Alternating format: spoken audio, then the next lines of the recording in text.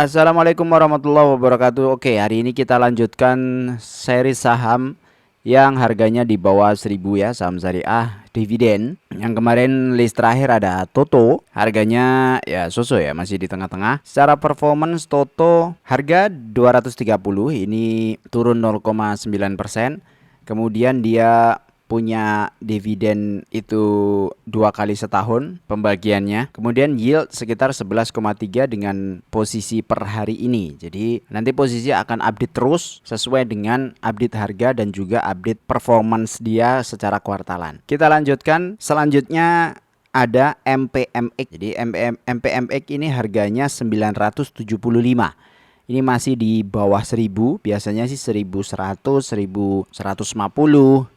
Ini masih 975. Nah, dia bagi dividen itu di bulan Juni biasanya 1 kali setahun. Jadi ini yieldnya sekitar 12%. Jadi di atas harga target ya. Harga target kita sebenarnya yieldnya itu hanya sekitar 9%.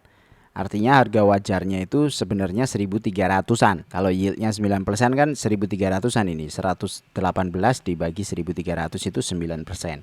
Nah, karena sekarang 12%, maka ini sebenarnya sudah murah ya, cukup murah, jadi bisa dicicil. EPS 128, estimasi di sampai akhir tahun, dividen payout rasionya 92.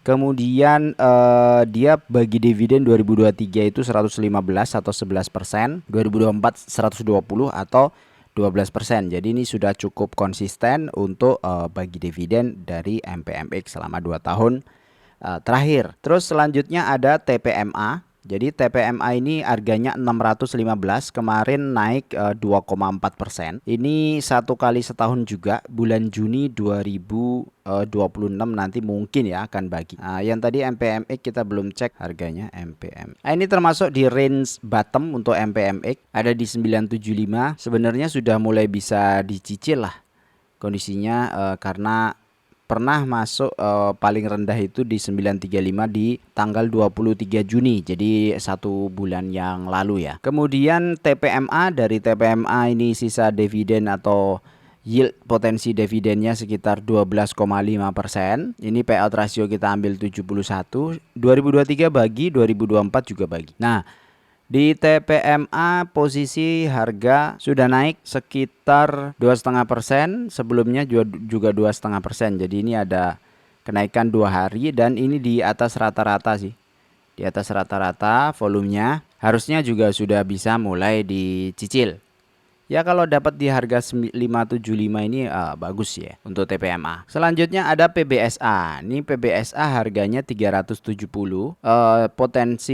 Dividennya 1 kali setahun. Ini potensi yield dividennya gede banget, Rp52 atau 14%. 2023 dia bagi, 2024 juga bagi. Itu sekitar 14%-an juga. EPS-nya sekitar 71. Nah, ini PBSA harga sudah sideways, pernah 354, sekarang 370. Ini kalau lihat ditarik mundur agak jauh, memang pernah mencapai harga 274. Ini bottom di 2 Juli 2024, 1 tahun yang lalu. Dan sekarang posisinya 34% dari bottom ya. Menurut saya sih mereka akan fluktuasi di area-area sini saja. Kalaupun misalnya turun, itu ya mungkin turunnya ini di range inilah 322. Berarti kalau kita ambil di harga sekarang itu potensinya bisa ke 11-12%-an ya. Ya namanya dividen investing, kita kalau nungguin sampai bottom terus ya kadang-kadang juga lama ya. Kadang-kadang gitu kan. Ya tergantung kita punya cash kapan. Tapi namanya nyicil jangan semua langsung dalam 1 kali hit. Beberapa kali hit itu menurut saya lebih memuaskan hati lah kira-kira gitu. Karena psikologi kita juga perlu di manage. Kemudian selanjutnya ada Demas. Nah ini Demas harganya 142. 0,7% ya, turun. Dia bagi juga 1 kali setahun. Ini semua 1 kali setahun nih. Demas, PBSA, TPMA, MPMX ini 1 kali setahun semua.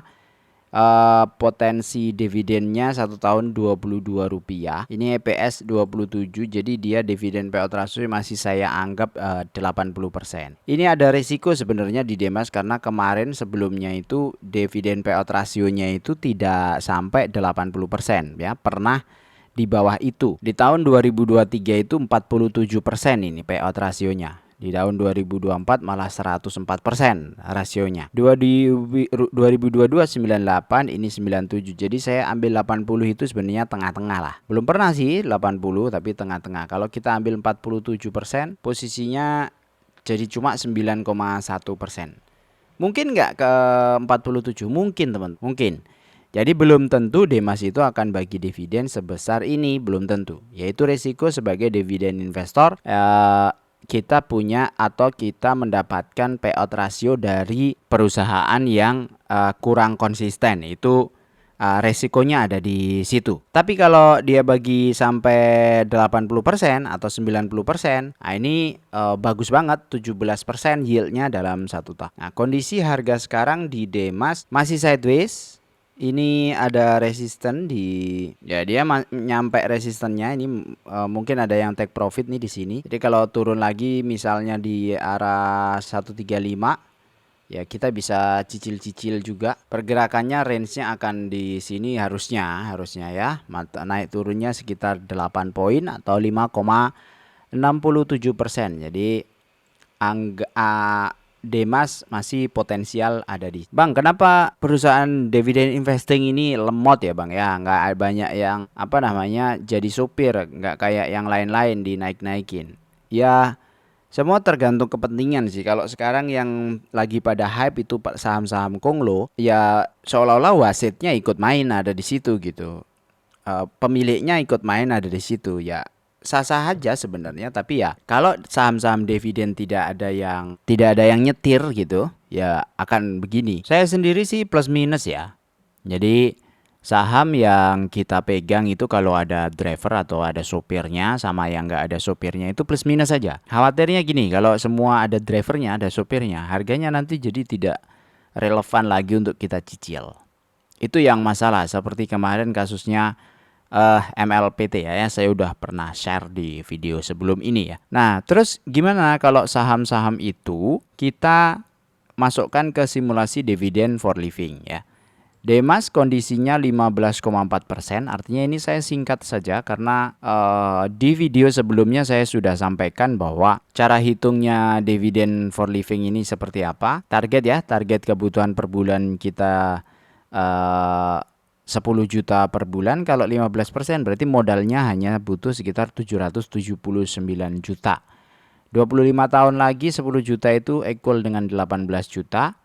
Nah, maka kalau dirumus kita nabung per bulannya 2 jutaan, itu selama 25 tahun tabungan kita yang awalnya nabung 2 jutaan, 2,4, 2,8, 3,4, 4,1. Ini selama 5 periode berarti selama 25 tahun. Dividen yang kita terima itu periode awal itu sekitar 3,2 juta, 9 juta, 21 juta, 48 juta, sampai 102 juta per bulan. Jadi ini di tahun ke-25 nanti yieldnya sekitar 1,2 M 1 tahun.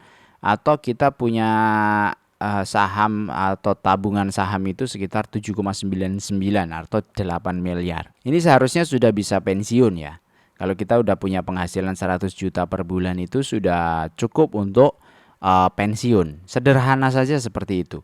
Nggak usah muluk-muluk lah. Kondisinya ini sudah cukup banget sih kalau menurut saya bagi seorang profesional yang bekerja di bidang yang tidak dalam top tier penghasilan ya. Ada nggak penghasilan yang lebih tinggi Bang? Ada banyak ya. Top tier penghasilan bisa jadi di perusahaan teknologi ya. Perusahaan-perusahaan yang sifatnya kita bekerjanya itu remote ya, teknologi, banyak yang share itu di YouTube. Tapi kan kita tidak memiliki kesempatan atau memiliki nasib yang sama dengan orang-orang yang punya range penghasilan dengan kondisi seperti itu. Jadi ini yang perlu kita set up atau perlu kita pertimbangkan. Walaupun kita tidak memiliki penghasilan seperti itu, yang penting adalah endingnya, finishnya nanti kita bisa menjaga. Jadi kalau bisa kita menjaga kondisi kita itu tetap produktif, kita bisa menjaga kondisi kita itu tetap aman dengan side penghasilan tambahan, itu akan lebih baik ya saat nanti pensiun.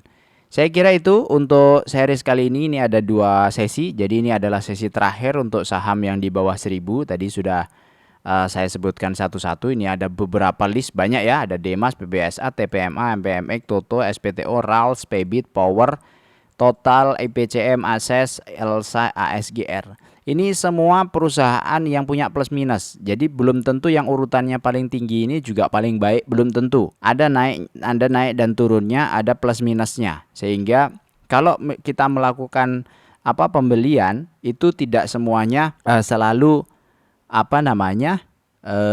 hanya dalam satu titik list ini. Kenapa? Karena nanti kuartal 2 pasti berubah, ya kan? Kuartal 3 kemungkinan berubah. Kuartal 4 pasti juga berubah. Harganya mereka berubah, kita juga berubah. Kalau harganya sudah terlanjur naik, yieldnya pasti turun. Karena EPS atau earning per share atau dividen itu ngikutin performa perusahaannya. Sedangkan harga itu kadang-kadang ngikutin isu-isu, ngikutin macam-macam ya. Macam-macam lah harga itu. Itu yang bisa saya share. Semoga bermanfaat. Sampai jumpa lagi di video berikutnya. Jangan lupa di support ya. Untuk yang mau join silahkan join di channel berlangganan. Nanti ada update-update terbaru juga di video-video yang langganan. Tapi jangan terlalu banyak berharap juga, karena itu juga hanya untuk ngumpulin secara komunitas saja ya. 10 ribuan satu bulan itu nggak nyampe harga kopi ya. Kopi 20.000, ini channel cuma 10 ribuan sebulan, itu nggak ada artinya. Supaya kita bisa membersamai bareng-bareng. Jadi selama masa periode waktu cicil, selama masa periode waktu investasi saham, kita masih punya komunitas atau punya tempat untuk kita saling menjaga ya, saling menguatkan atau saling sharing di situ. Terima kasih buat teman-teman yang sudah support. Kalau merasa bermanfaat, tolong di-share. Kalau ada kurang-kurangnya silahkan kritik ya, dikasih masukan ke saya. Terima kasih. Wassalamualaikum warahmatullahi wabarakatuh.